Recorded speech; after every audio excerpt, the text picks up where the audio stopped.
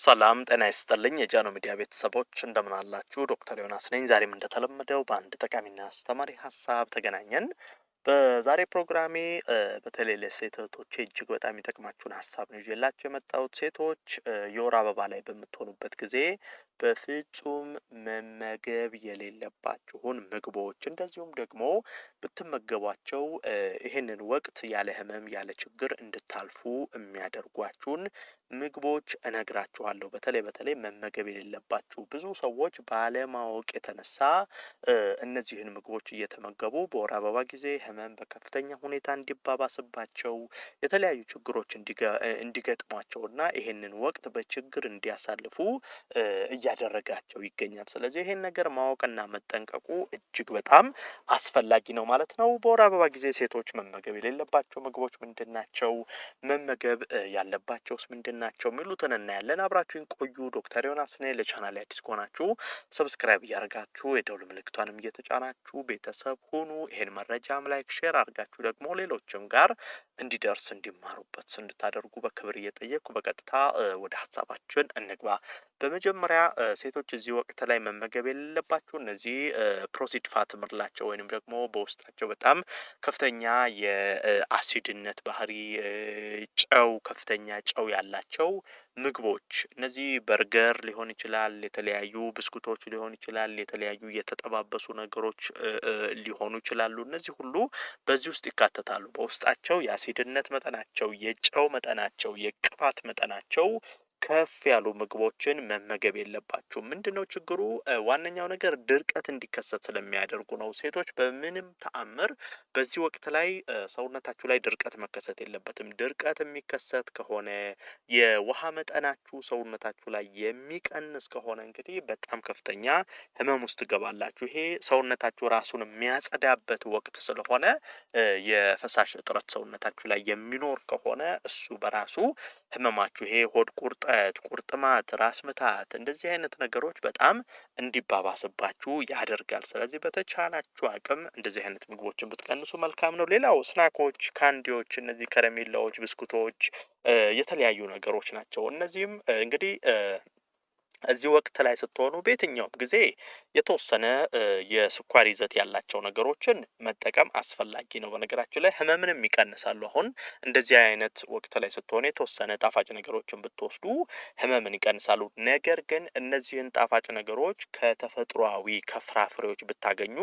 መልካም ነው። ይሄ አርቲፊሻል ስናኮች፣ ካንዲዎች፣ ብስኩቶች፣ ከረሜላዎች እንዲህ አይነት ነገሮችን የምትጠቀሙ ከሆነ ይሄም በራሱ ህመምን በከፍተኛ ሁኔታ የማባባስ አቅም አለው። ምክንያቱም እነዚህ ነገሮች እንግዲህ ሲዘጋጁ በውስጣቸው የተለያየ ስኳር፣ ኬሚካሎች፣ ማጣፈጫ ነገሮች፣ የተለያዩ ነገሮች አሉ። በአጠቃላይ ይሄ ከፋብሪካ ፕሮሰስዱ ነው የሚወጡ የታሸጉ ነገሮችን አትጠቀሙ። በሱ ይልቅ ጣፋጭ ነገር ሲያምራችሁ ፍራፍሬዎች፣ ይሄ ኖርማል ጤናማ ፍራፍሬዎችን ብትጠቀሙ እመክራለሁ። ሶስተኛው አልኮል ነው። በነገራችን ላይ እዚህ ጋር አንዳንድ ሴቶች በጣም የተሳሳተ ግንዛቤ አላቸው። በተለይ በዚህ ወቅት ላይ ህመም በከፍተኛ ሁኔታ ሲያስቸግራቸው ህመሙን ለመርሳት እያሉ አልኮል መጠጦችን የሚወስዱ አሉ። ይሄ በጣም መጥፎ ነው። ትልቁ ነገር ከፍተኛ ድርቀት ሰውነታችሁ ላይ እንዲከሰት ያደርጋል። እሱ ብቻ ሳይሆን የደም መፍሰስ በከፍተኛ ሁኔታ ሊያጋጥማችሁ ይችላል። በዚህ የተነሳ ታዲያ ለደም ማነስ ልትዳረጉ ትችላላችሁ። የደም ማነስ ይኖራል፣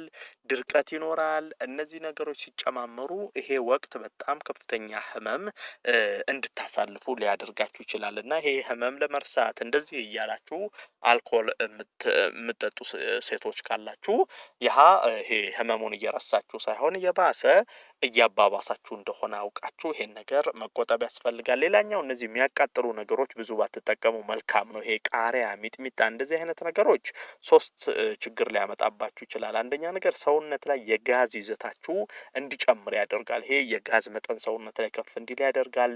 ህመም ያባብሳል።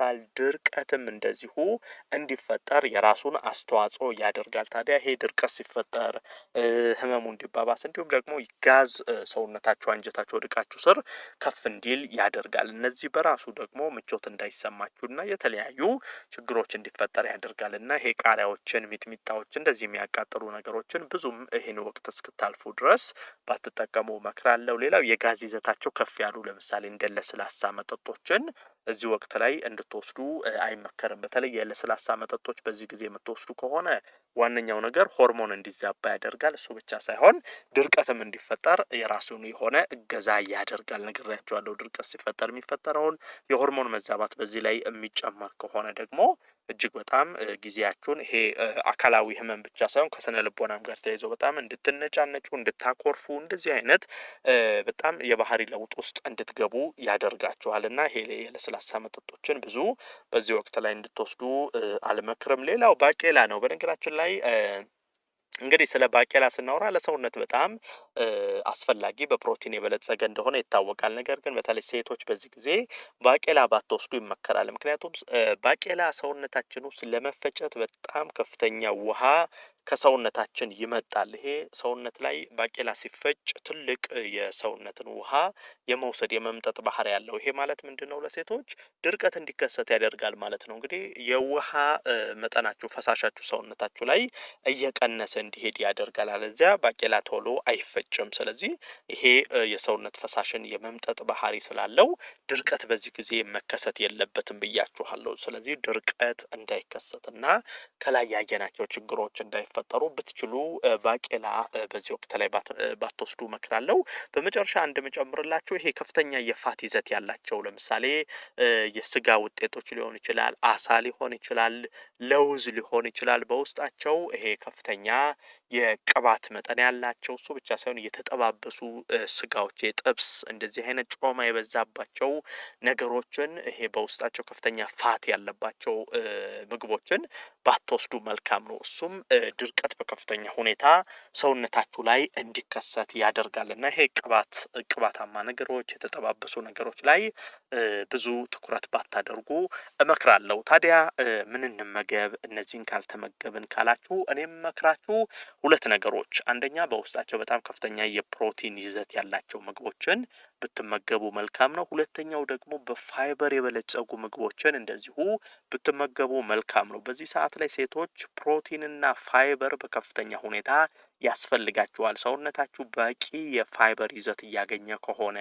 በቂ የፕሮቲን ይዘት እያገኘ ከሆነ ህመምን በከፍተኛ ሁኔታ የመቀነስ አቅም አለው። ቁርጠት እንዲህ እየቀነሰ ይሄዳል። ፋይበር አንጀትን የማለስለስ ባህሪ ያለው ለአንጀት ለሆድ ዕቃ በጣም አስፈላጊ ነው። ፕሮቲንም ለሰውነታችሁ እጅግ በጣም ትልቅ እገዛን ያደርግላችኋል። ስለዚህ እዚህ ወቅት ላይ ይሄ እንደዚህ ቅድም ያየናቸው አርቲፊሻል ነገሮችን እየቀነሳችሁ ፋይበር ፕሮቲን የበዛባቸው ምግቦችን ብትወስዱ መልካም ነው ማለት ነው። ዶክተር ዮናስ ነበርኩ። ይህን ሀሳብ ላይክና ሼር አድርጋችሁ ለሌሎችም አጋሯቸው። ለቤት አዲስ የሆናችሁም ቻናሌን ሰብስክራይብ እያደረጋችሁ ቤተሰብ ሁኑ። የዛሬን በዚሁ አበቃው። በቀጣይ ቀን ደግሞ ሌላ ይጠቅማል ያስተምራል የምለውን ሀሳብ ይዤላችሁ ዳግም የምንገናኝ ይሆናል። እስከዛው በያላችሁበት መልካም ጊዜ